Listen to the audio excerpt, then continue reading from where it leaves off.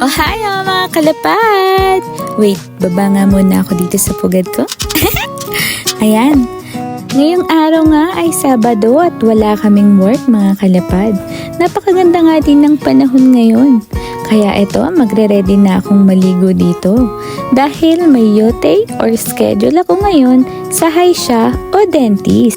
Marami na kasi nagre-reklamo sa hininga ko. Amoy nakaraan daw mga kalapad. Oceanels, bye! Bulaga. Tapos na nga akong maligo dito mga kalapad kahit di halata. O, diba? 10:30 nga pala ang sked ko. Kaya, bibilisan ko nang magkayak. Bawal kasi talagang malate dito. Dahil maraming mga nakasked sa ibang oras. Kaya pag na-late ka, di ka na nila isasalang. Pero malapit lang din naman ng clinic. Kaya 15 minutes before na lang ako babatsi.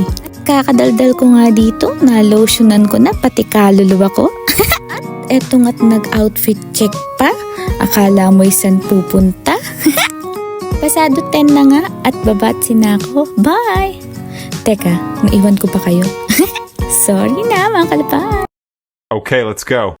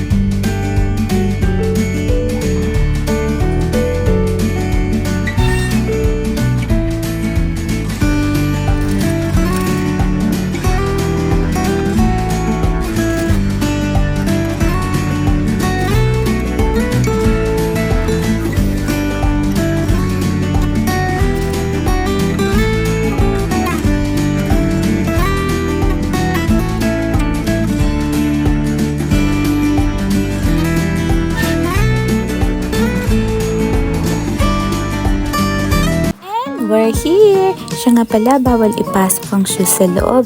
Isa sa mga rules nila yan dito sa Japan, mga kalapad. Kaya, tanggalin na natin ang ating shoes, kuha ng slippers, at pasok na tayo! At eto nga ang loob ng clinic, mga kalapad. Wait lang nating matawag ang ating name at isasalang na tayo. At eto nga't nakasalang na ako. Akala ko may kakain dahil may pabib. Char! Oceanels, bye na. See you later. At tapos na nga ako dito mga kalapad.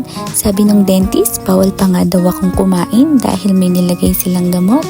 Kaya, uwi na tayo. At nakauwi na nga ako. Eto't nagtitit-check na nga. Siguro naman hindi na amoy. Nakaraan yan. Char! Nagluluto na nga rin pala ako ng pambaon for 1 week. Well, OFW. At nung pwede na nga akong kumain, nagprepare na ako ng food. Inuna ko nga itong smoothie na may pinaghalo-halong banana, cucumber, strawberry at yogurt. Ewan ko nga lang kung anong lasa na ito mga kalapad dahil first time ko tong ginawa.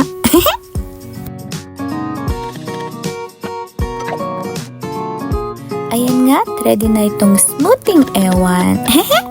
At ready na rin po pala ang aking food. Brown rice at chicken fillet. Brown rice po pala tayo, diet tayo eh. Tara mga kalapad, kain na tayo!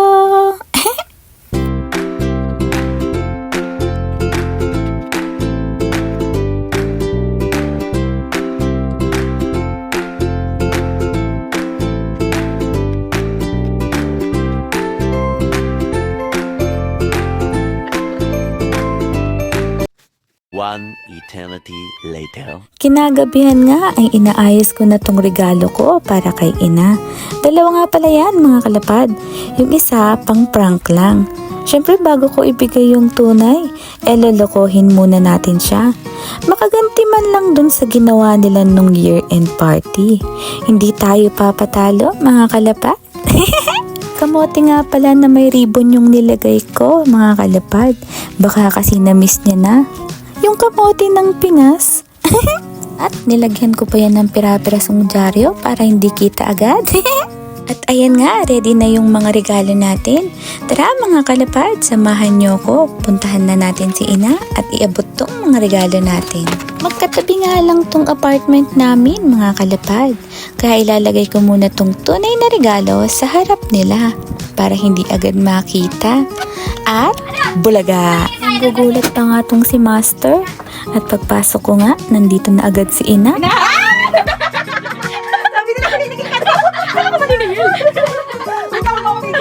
Siyempre sa mga vlog ko. Ano mo yung kanila? Uy, buksan ka. Kailangan mong i-post din yan kasi siyempre kailangan yung bakulong to. Ano kaya to? May lako na. Buti pa na sila kasi. Ay, ang kinalamanap mo. Ano to? Mga wala to. Wala, wait lang. Wala. Basahin mo muna. Basahin mo. Wait, pwede ka to, daddy. I know you miss me. Ay, gano'n. Baliw ka, SPG na sa video. Napakawalang na. Nasaan yung regalo? Wala. Ito na. Ayan. Nasaan ito na? At ayan nga ang tunay na regalo ko sa kanya mga kalapad. Pero parang hindi yata kasya sa kanya. Akala ko kasi maliit lang tong si Ina. Kanina nga nung sinusukat niya yan, hindi na nga makatiis tong tatlong to. At pinatulong-tulungan na tong si Ina. Hindi nga kasi maisara yung zipper sa likod. Pagkatapos, binigyan pa ng sandals nang mairampa na nga. Ayan nga, inirampa na niya. Kahit puno ng kalmot yan. Paano'y nang lalaban pa? Pero bakit ganun? Parang may mali yata dito kay Ina. Sa tagal na namin kilala tong si Ina. May lawit pala. Joke lang po.